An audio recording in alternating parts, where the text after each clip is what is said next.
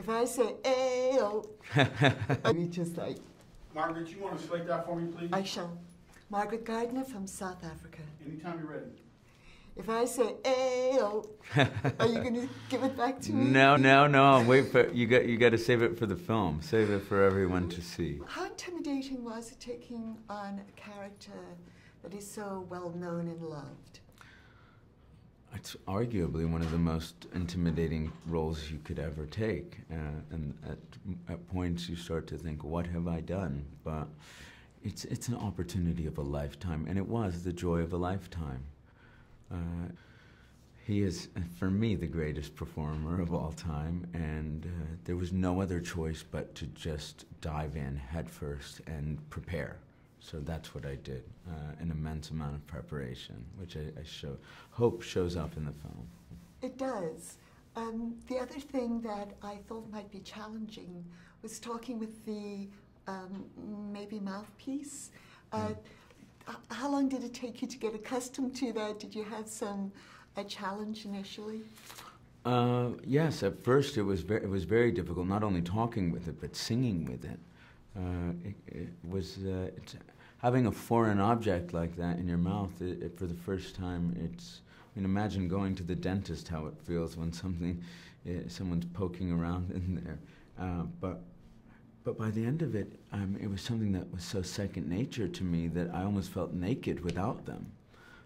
I got used to them. In fact, I found them quite attractive, and that's because I think I was starting to fall in love with the man himself, that anything that was something that he had to deal with was something that I appreciated. The physicality was spot on. I was wondering if you find yourself taking poses now that you're no longer part of him, just because it seemed as though you inhabited him from the core. Yeah, well, there are points where I find myself maybe doing a hand gesture or some aspect of a Freddieism when I'm alone, by subconsciously maybe, because it is he's someone who moves and talks and sounds like no other human being on earth. So it's hard with a role like that to just immediately separate yourself. Did he teach you anything? Yeah, I mean, the lesson I think he taught me and teaches everyone is, don't be afraid to be exactly who you are. I mean, sense of our identity. I think we're constantly trying to, or concerned about everyone's perspective of who we are, when that really doesn't matter at all. The joy of living exactly how you want to be, and if anybody else doesn't appreciate that, well, they can get lost. The clothing is very particular. Was there a particular period of him that you enjoyed the most?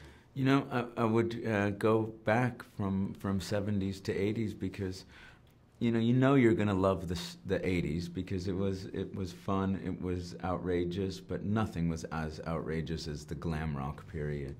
So there was a sequin outfit that he wore on stage that I was so worried. It's so revealing. It leaves nothing to the imagination. But after getting out on stage in that outfit, I did some research and I realized he had it made in a shorter version. And I went to the costume designer and I said, "Do you think I could have the shorter version in ruby red?" So I found that quite enticing and exciting, is getting out there every day and wondering, what lovely thing do I get to wear today? And it would be so fun to get out and shock the crew with the next outfit. I mean, sometimes in the film, the audience the audience laughs at just what Freddie's wearing. Well, it was a delight to see you, and you certainly owned every look. Thank you. Thank you. So nice to see you, Margaret. I'll see you in a bit.